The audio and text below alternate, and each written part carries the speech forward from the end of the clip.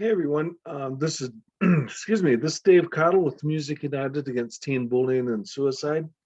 This evening, I've got a special guest for you. I'm just waiting for him to sign on, and then I will introduce him. In the meantime, we are a Arizona nonprofit that hosts music shows to promote. I guess it's not actually to promote, but to promote mental health and to um, raise awareness of some of the issues that teens and indeed all of us face, and that's um, depression, anxiety, and we're just trying to get people out talking about it. And I'm still waiting for Ed to pop on. We're hoping at some point we can get back to live shows. We've got some video concerts coming up. We have a GoFundMe that's going to hit tonight or in the morning because we've had to let our website go due to budget. We've we're not doing any shows, so we're not currently carrying insurance for live events.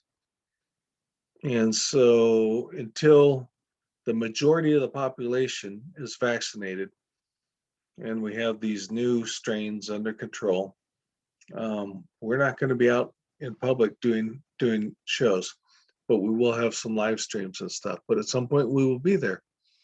And last I saw, Ed's waiting for his computer to start up. Let me check again.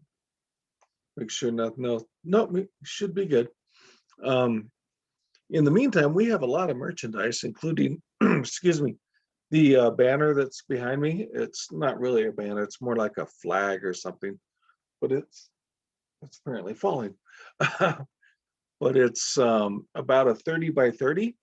We also now have those in red for Metal United, with the pointy, crazy guitar. Both those are designed by the amazing Vinny Sky. We have two. Vinny Sky, by the way, is a tattoo artist, a graphic artist, and the lead singer of Dead West, which is a very strong, prominent Arizona band that tours quite a bit. As far as us, we have 2 CDs out, several t-shirts. We're running a sale right now on our hoodies. We have stickers galore. We have cool mugs. Oh gosh, they're glazed and 2-color and all that kind of stuff, but I don't see one in here at the moment. Come on, Ed. Ed's kind of getting off work early and fighting that Southern California traffic so he can be with us this evening. And he's just going to run a little short on time. Anyway, if you want any of that merchandise, you can email us at musicunitedaz@yahoo.com. You can find us on Facebook, Music United Against Teen Bullying and Suicide, and contact us there, and we can set you up. And I'm about out of things to say. We know, and I know that it's not just teens that battle depression, anxiety, but it's really bad, the bullying that goes on in schools, and it starts at such a young age. And we also haven't seen them pop up yet, and the amount of, I don't know, the stress that puts on somebody. Social media, too much time on social media, not enough time getting outside or reading a book or getting out with friends. And that's harsh right now. Hold on. Nope, he's still gone. This may just be a little promo night. Anyway, so where'd I go? Hold on, I disappeared. There I am. So anyway, so we have all that good stuff, but we also want the world to know that everyone's mental health counts. We don't want to lose another life, particularly a young life, but any life is traumatic. We encourage you to check out our Zoom series that we've been doing since we can't do anything else. It's interviews with some bands, not only in Arizona, but around the country that have been supportive of us and or trying to get some shows with us. And it also includes an interview with Tasha Nelson, who is the mother of Ardera Chinook, who was a friend of my daughter's and someone I knew sort of, kind of, but she was a friend of my daughter's, a young artist, and died by suicide at age 16. And so anyway, she was sort of the inspiration for Music United. And Tasha and I talk a lot about, I don't know, what she's doing to keep her experience with Ardera and others. I'm checking on Ed here. Okay, he must be on because I just got a thumbs up. Anyway, we talk with her a little bit about that. We talk with her about Ardera and what kind of person she was, her artwork, and things like that. So it's kind of a good series. You know, it is Zoom, so it can be a little fuzzy here and there, and there's a couple spots where it kind of freezes, but you'll get the idea. We also are doing a video concert series, which will be released about every 3 to 4 weeks. There'll be a new one that we recently shot, multi-camera angles, remastered sound, all that good stuff with some of our bands and a couple people that are new with us, like Dead West, like Neil B, who is a one-man band that just blows my mind that he does what he can do. The Scorched is our next one up. Actually, the Dead West one came out about a week and a half ago. So we encourage you to check that out on, gosh, I guess we've got it linked on our page. We have it on the IE page. And so anyway, the next up is the Scorched. Down the road, then we have, oh gosh, Donna the Rising. Gosh, just a bunch of stuff. And so some young solo artists. Hey, there he is. Maybe. Hey, Ed. All right, there we are. Hey, we'll get about, we'll do this until they cut us off. All righty. No, my computer's been acting up so much lately, so yeah. Oh, not a problem. Let me introduce you real quick so the people know who the heck you're talking. In the meanwhile, I've been promoting. So this is one of my friends that I met at NAMM, musician, actor. Do you do stunts too? I think you. Stunts, martial arts, currently holding a blue-brown stripe belt in Taekwondo. So nice. Yeah. And for all what don't I do? I guess the only thing I can't do is dance. Well, us musicians. What's that? But this is Ed Gage out of California, and hey Ed, how's it going? I've been doing great, man. I've just been trying to stay busy, which so far it's working. Yeah, your travels have been kind of fun.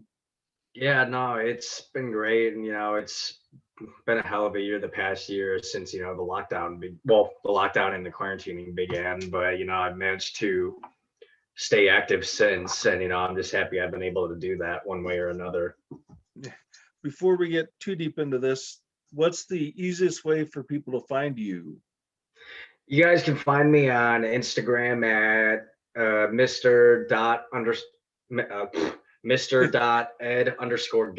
if that makes it more simple, or just type in my name and I should come up. You can find me on Facebook. I have a Facebook page. I also have a personal Facebook, and then I have Twitter, same thing, Mr. Ed Gage. And then I'm on YouTube, I'm on Spotify, Apple Music, iTunes. Yeah, I'm kind of hard to miss. I have an IMDb that shows all of my film credits and all that, everything I've done in television, film, and et cetera, et cetera. And then I have a website that shows a lot of my stuff, edgage.yolasite.com. Like I'm all about promoting what I do.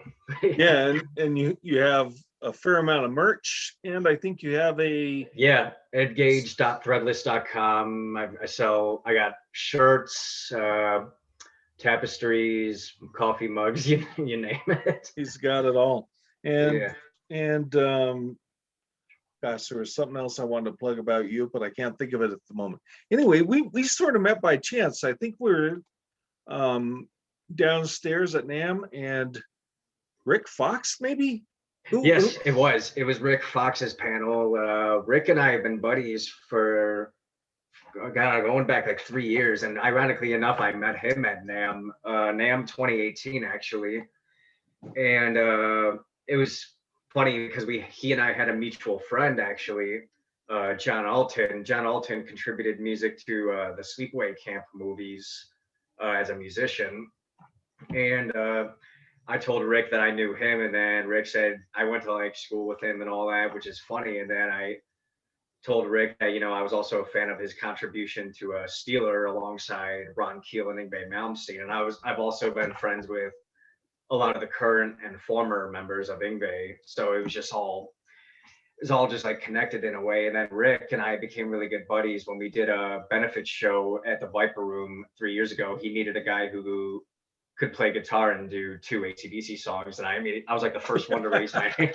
I was the first one to raise my hand, and like he immediately messaged me and he said, "Ed, can you play these songs?" I'm like, "Yes, I promise you I can." AC/DC, it's in the key of A. I got this. Yeah.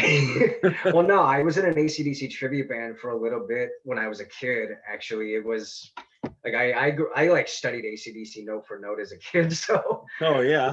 But yeah, but yeah, Rick and I became buddies after that. Like we played the Viper Room, and then he filled in for my bass player for my band Steel Witch one time. Oh, that's because fun. my bassist had to go out of town. I think he had a cruise in Norway booked with his wife. So like we kind of like had a scheduling conflict, but he told us, "Nah, don't cancel the show. Get somebody to fill in." And so I hit up Rick, and I was like, "Hey Rick, you want to fill in for the show for the night?" He's like, "Yeah, I'll do it." Why But not? yeah, Rick, unfortunately, he's no longer in Los Angeles. He moved out of here, as most people are aware of. So, I mean, I hope I get a chance to see him again soon. I'm sure you will. I'm Yeah. sure you will. You should. Yeah, so it was the Rick Fox panel we met at. Yeah, and we were just talking because you get a little time when you're hanging out in the line at NAM to meet somebody. And I mentioned my organization to you, and you just kind of went, wait a minute, how do I contact you, and all that kind of stuff. And so you have a definite interest in it, and I was just kind of wondering, why is it that you like to support us? Well, this is the thing, and it's actually a very touchy subject for me, hence the reason why, I kind of like want to like raise my voice on this. Well, not literally, but Well, yeah. The thing is,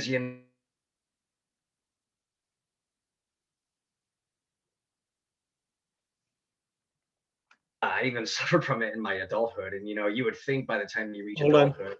Hold on. Go for it. We had a dead spot there right as you were getting into it. Can you say? Yeah. No worries.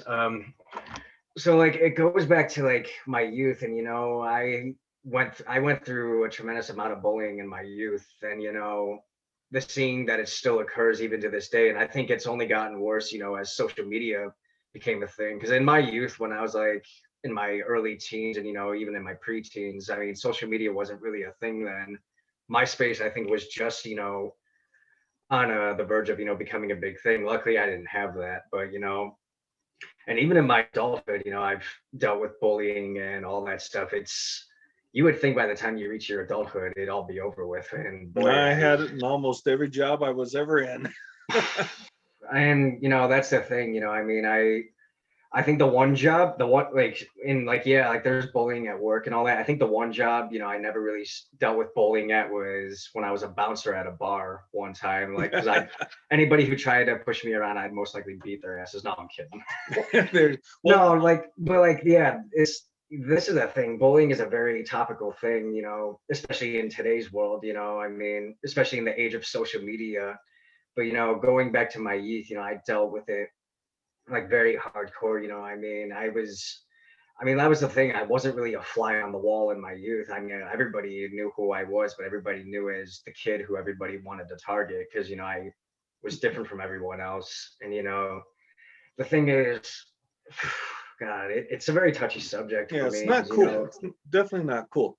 Um, Let me ask you. So, one of the things I like to talk about is we need to, in our youth and even now, get out and do things that we love, or find something we love, and absolutely, do it. I agree. And do you think that could maybe subconsciously or even consciously been how you got into martial arts and that kind of stuff? Absolutely.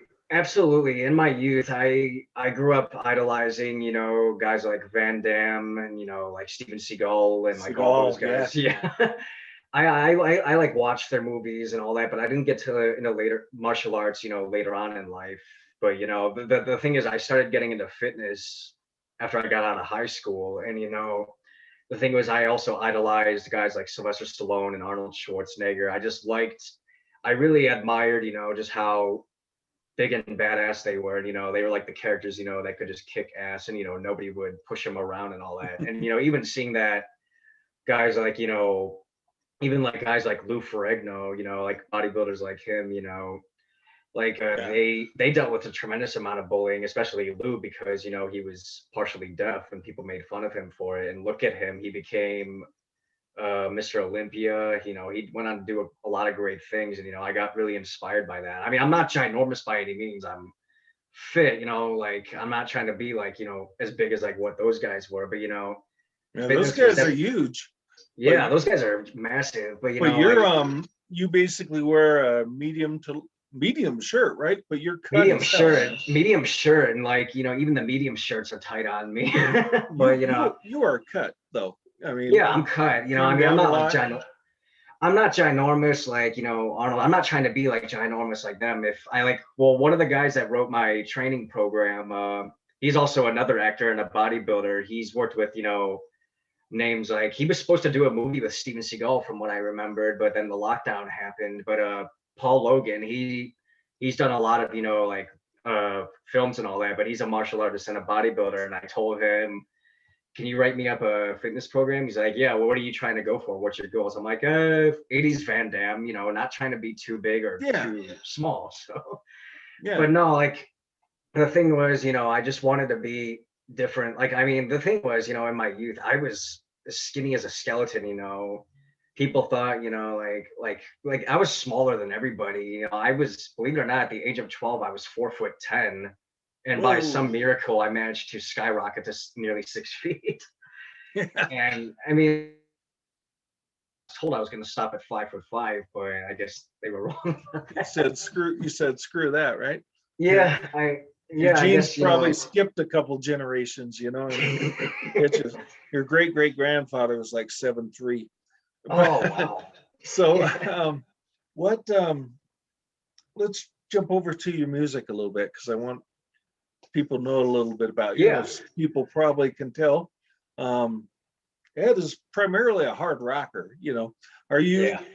I know you do metal too, but the stuff I've seen so far, you're talking about AC/DC and that. So your music seems to run in like meshes the two, which Well, is I go for mainly like the traditional heavy metal sound, like Iron Maiden, like Judas Priest, Priest. like not too heavy, not too soft. Like, well, like the thing is, I go back to like my hard rock roots when I was like a fan of AC/DC and Kiss and even like Van Halen, because Van Halen, Oh was yeah, kind of like Van Halen was kind of the reason I got into music to begin with. And it's crazy. Whenever I tell everybody this story, how I got into music in the beginning, it was Back to the Future that inspired me. Like when I heard yeah.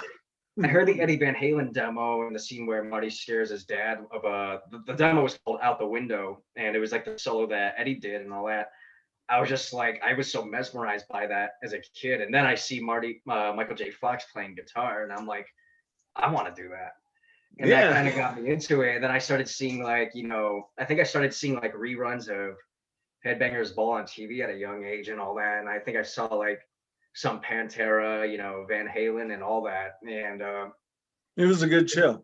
it really inspired me, and I started playing guitar at the age of 10. And I mean, I didn't really start recording, with projects until I came to LA. Like I always had tried getting a project together either when I was living in Buffalo, where I grew up most of my life, or when I was in South Florida for a bit, like when I relocated to my hometown for school when I was attending Florida Atlantic University. And that, oh, excuse me, nothing could ever seem to kick off. And by the time I got out here, Charlie Ziegler of the band The Millets, he also did a panel. I did a panel with him for High Wire Days magazine as well, because helping him out with the Militants as well as a bassist.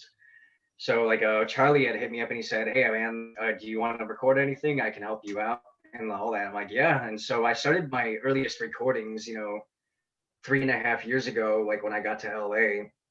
And I mean, like recordings are great, I mean, but obviously, I mean, now I've got a guitar player and a drummer, that are in my hometown Buffalo, and they're recording with me. So now I've got like able to do studio recordings that are like more top quality, and I've got a guy who's mixing my stuff too, which he is fantastic at. And so recently we put out. Go ahead.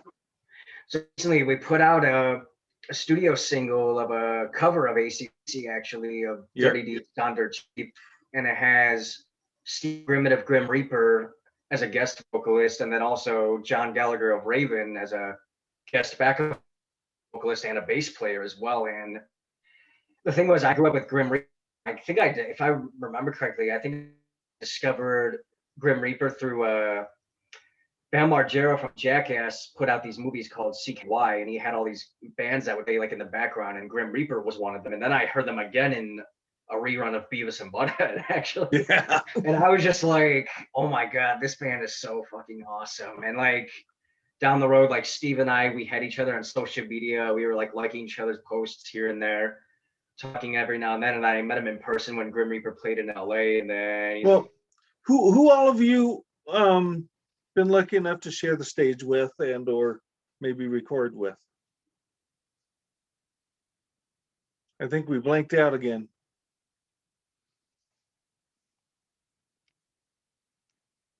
Ed, you there? I think we lost you, buddy. I don't know if you're hearing me or not. Yeah, John Gallagher and I, we go back with, I was running a Facebook page of Paul Di'Anno's Battle Zone and Killers, because, I was a supporter of Paul and a follower of his music, like Post Maiden and all that. And I wanted to help promote, like, his music of what he did with Battle Zone and Killers. And John Gallagher of Raven was in Killers for 2 weeks. And I asked him about his time with it, because he did like one of the albums with them. And then he's like, yeah, I was only in the band for 2 weeks. But John and I, we just like, constantly kept in touch on social media. And anytime I was in town where they were playing, I'd always go and support them, because I really loved Raven's music. And, and like I remember the last time I saw Raven when they played the Whiskey A Go Go, November 2018. Like I was looking for John. I was texting him. I'm like, "Where are you and Mark at?" And so then like I see him out of that pizza joint that's off Sunset right by the Whiskey. and then like I slowly like snuck up behind them, and I'm like, "Hey guys," and they're like, "Oh, Ed, how are you?" And then, like, yeah, I sort of noticed that. Damn, everyone does that with you. Yeah, no, and like what's great about the guys with Raven, like they were like following everything I was doing in LA. Like they saw everything I was doing with acting and all that. And it's just great, that even like guys that I grew up admiring, they've recognized me for what I've been doing. It's such an honor and it's such a blessing. And, every day I'm grateful for that. And I'm grateful to have, people like John Gallagher and Steve Grimmett as, friends and not to mention collaborators as well. Like they're really fun to collaborate with, and it's really cool that we got to do this recording with them. Yeah, don't you have a like a full project coming out that you're working on now, or is it just a few singles, or what's so I want to put out an album. Like I had like recordings done, like where I recorded with Charlie from the Militants, where it's just me and a drum machine. But then I'm gonna release those old recordings. What I want to do is release my album as almost like a double disc feature, where it'll have the re-recordings, which will be, recorded with a full band with my guitarist and my drummer, Nick and Derek. Nice. Derek Sedota and Nick Moran are my bandmates in Buffalo, and they're like recording where they are, and then I'm recording out here in Los Angeles. But we're gonna re-record all these other songs I had previously released when I was just me and a drum machine, really. Nice. And then we're gonna re-release all these other recordings I was gonna release and just have it more polished up. And then the second disc will be like all like the original recordings and like all the stuff. Yeah. So it'll be like, a deluxe feature. Like I just want to put some stuff out there, and like I want to see if I can get some more guest appearances, just to like show some collaboration, with some of these musicians that I grew up and I had befriended over the years as well. Like I wanted to, like I don't want to drop names of who I'm gonna get and all that, because I don't want to say that I'm gonna get them and then it doesn't happen. Right, and nor jinx yourself. I don't want to shoot myself in the foot. Yeah, don't. You gotta kind of quit when you're ahead sometimes. Well, I will say, like, Rick is gonna be on one of the recordings because he and I wrote a song together actually, and it has a really good concept behind it. Like we recorded and finished this going on 2.5 years ago, and I want to put it out, but I want everything to be perfect, almost, if not perfect, at least near perfect. At least pretty darn close. And are you looking to hopefully get that out sometime in 2021 this year? I hope so. I in the very least towards the end of 2021, if it can be done. Like my guys are gonna record where they are, and I'm gonna record out here. Like I've got all the equipment I need here to record my vocals and my guitars and all that, and then they have like a studio that they go to out there. And then for my LA band, Steel Witch, we're getting together in the next couple of weeks or so to write some new stuff and record as well. So hopefully that'll happen.